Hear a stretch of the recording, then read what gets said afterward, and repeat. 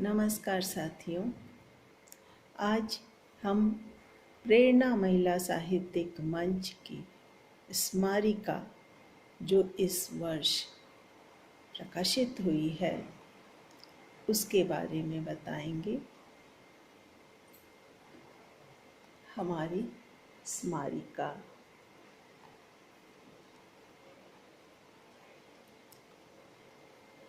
किसी भी संस्था की शुरुआत उद्देश्य से शुरू हो उपलब्धि पर आ टिकती है।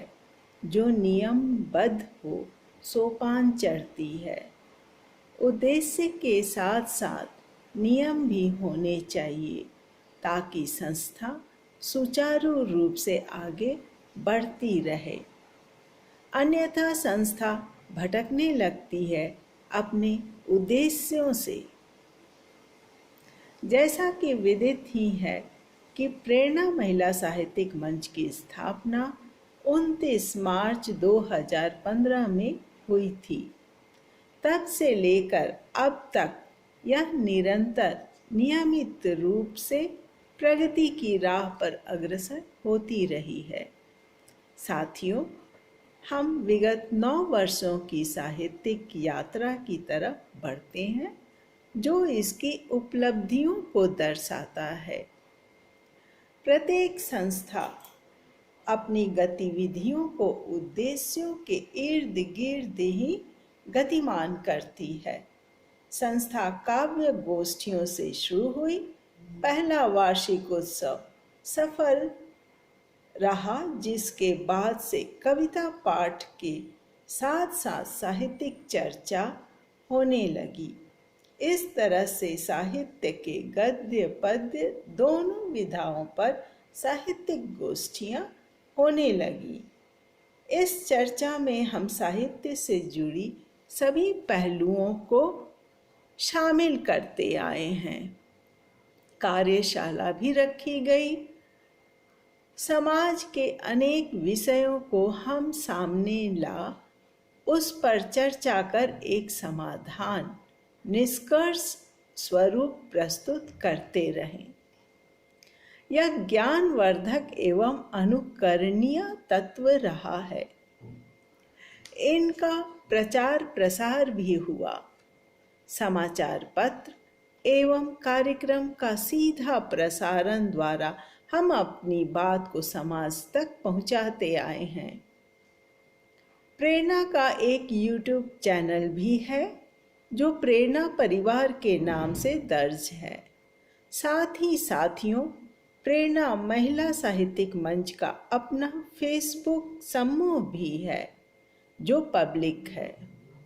इस तरह से प्रेरणा का प्रचार प्रसार होता रहा है। अब प्रेरणा में बेंगलोर के साथ साथ समस्त भारतवर्ष के रचनाकार जुड़ने लगे हैं। हम महिलाओं की प्रतिभा को उजागर करने के साथ साथ प्रतिष्ठित प्रतिभाओं को, चाहे वो पुरुष हो या महिला, एक प्रेरणा पुंज बनाकर उनको हम सामने लाते रहे हैं ताकि अन्य महिलाएं उत्साहित एवं प्रोत्साहित हों। हम सभी एक दूसरे से सीखते जाते हैं। कोई संपूर्ण नहीं होता। किसी का कोई गुण उजागर होता है तो किसी का कुछ। तो इस तरह से हम एक दूसरे से सीखते जाते हैं। साहित्य व्यक्ति को इंसान बनाता है, समाज को एक दिशा प्रदान करता है। एक महिला की प्रतिभा उभरती है तो परिवार के साथ साथ समाज भी प्रभावित होता है। परंतु हम समाज के अन्य हिस्सों को नज़रअंदाज नहीं कर सकते, क्योंकि बच्चे देश के भविष्य हैं।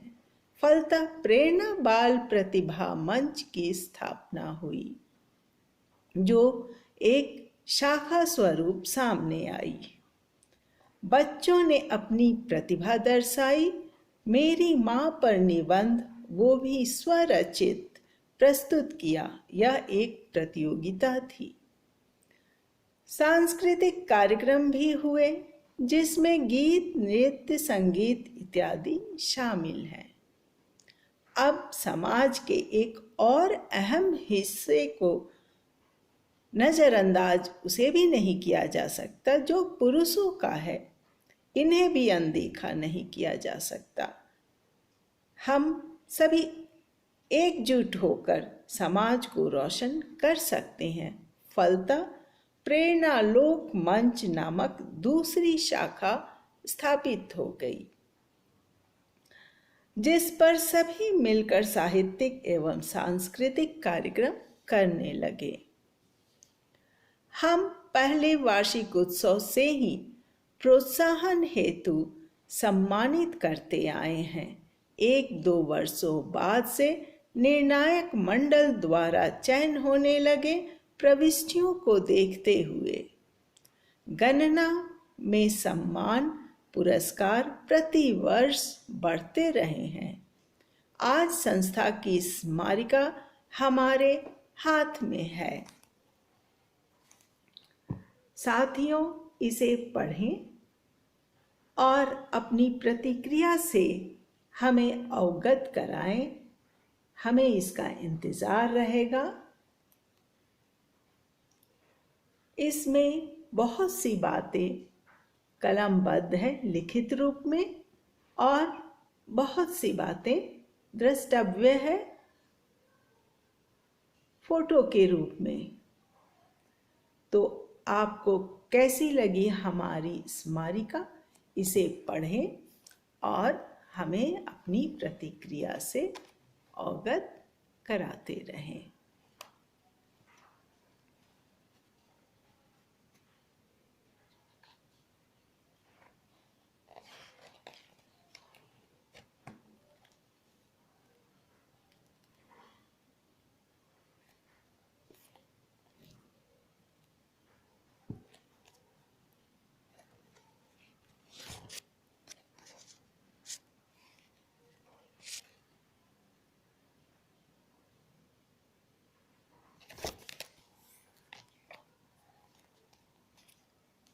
धन्यवाद।